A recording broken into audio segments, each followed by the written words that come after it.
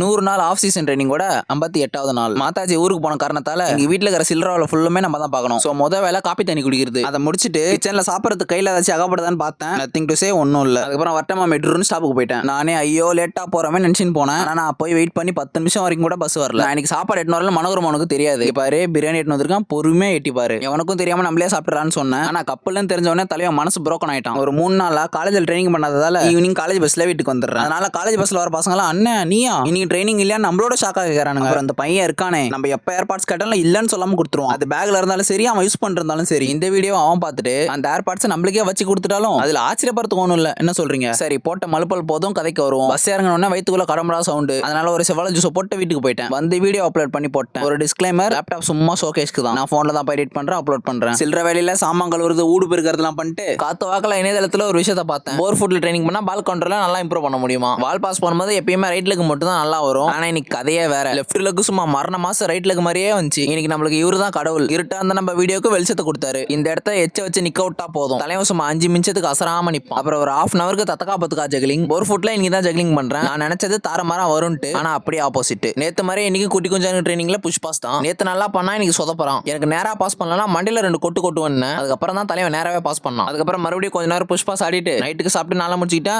தொடர்பில் இருக்கவும்.